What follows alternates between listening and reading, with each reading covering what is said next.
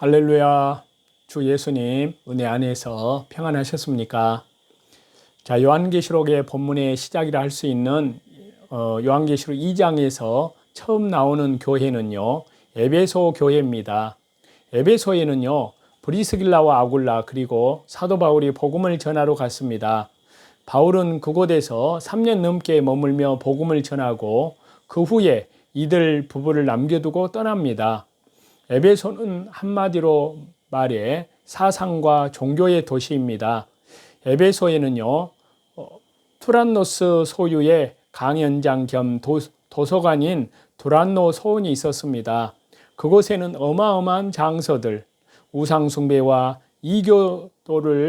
이교주의를 부추기는 내용들로 가득한 책들이 있었습니다.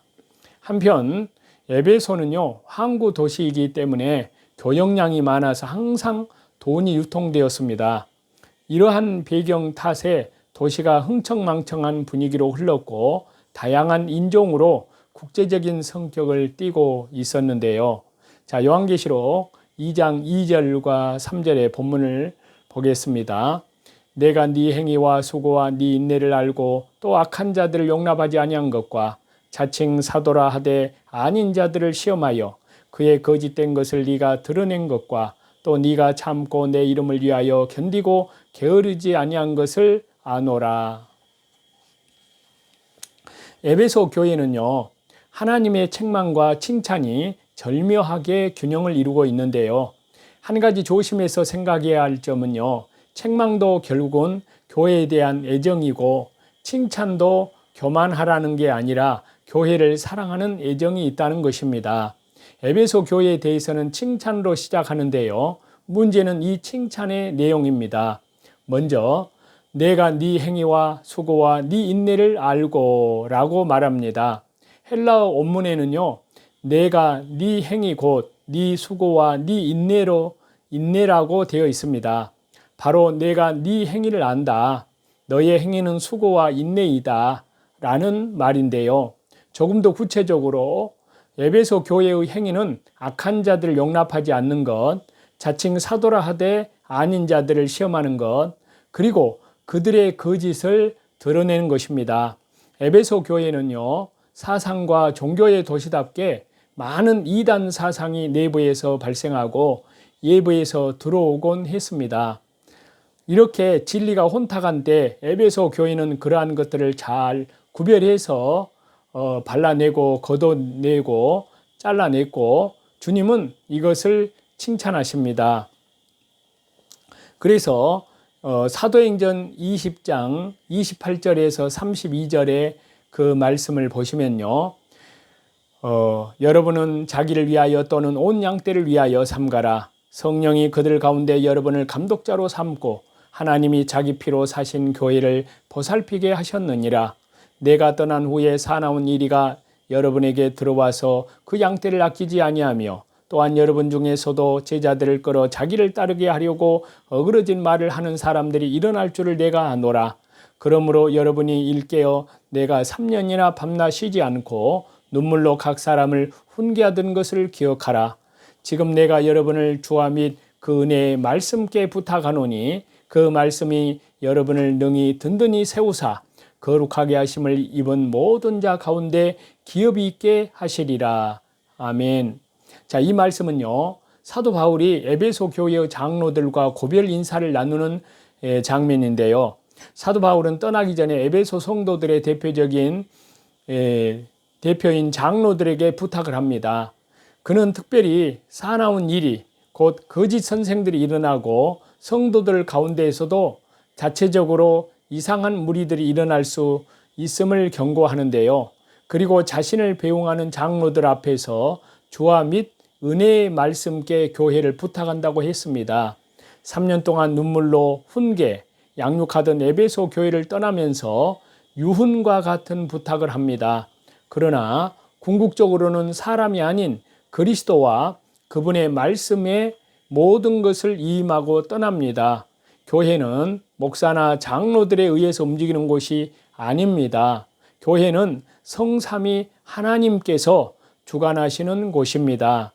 7별을 붙잡고 계신 분 그리스도께서 그분의 인격의 말씀으로 친히 교회를 세워 나가십니다. 당시는 목회자가 부임을 해서 10년 내지 20년씩 한 교회를 오래 지도할 수 있는 상황이 안 되었습니다.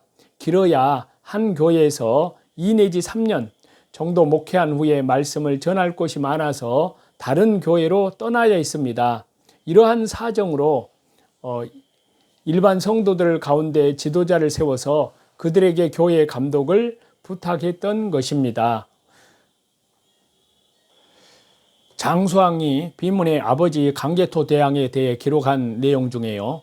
17세 손이라고 기록하는 것은 고구려 왕들의 역사만 보면 납득이 되지 않습니다. 강개토 대왕은요, 고구려 19대 왕입니다.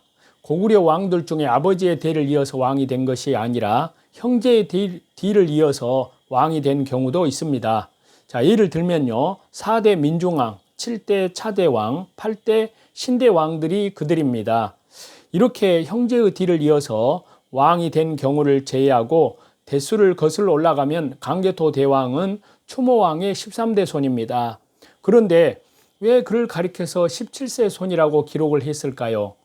이는 추모왕, 즉 주몽이 북부여를 세운 북부여 일대 단군 해모수의 4대 손이란 사실과 연결이 되는데요.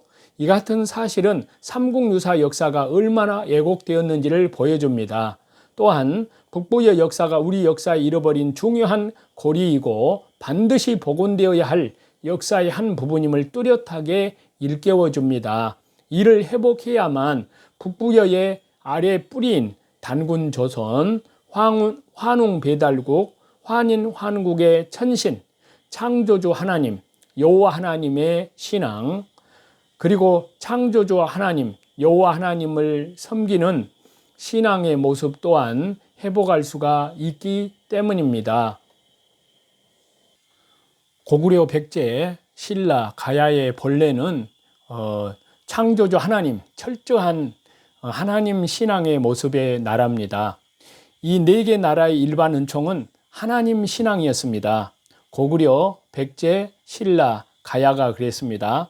이 4개 나라는 모두 천신, 창조주 하나님, 여호와 하나님께 제사, 예배를 드렸습니다. 물론 일반 은총입니다. 노아 제사 신앙이 일반 은총에 우리 민족에게 계승이 되었던 것입니다. 그리고 고구려의 동맹 시월에 하늘의 제사를 한 것은 바로 이것은 바로 창조주 하나님께 예배드리는 그것을 그대로 계승하는 것이라고 할 수 있습니다. 찬송 드리시겠습니다.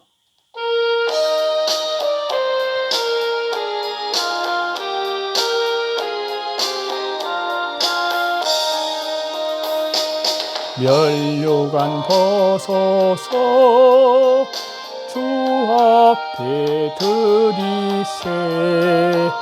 저 천사 기쁜 노래가 온 땅에 퍼지네. 내 혼아 깨어서 주 찬송하여라. 온 백성 죄를 속하신 만왕의 왕일세. 멸류관 벗어서 주 앞에 드리세. 그 손과 몸의 상처가 영광 중 빛나네. 하늘의 천사도 그 영광 보고서 고난의 신비 알고자 늘 음모하도다.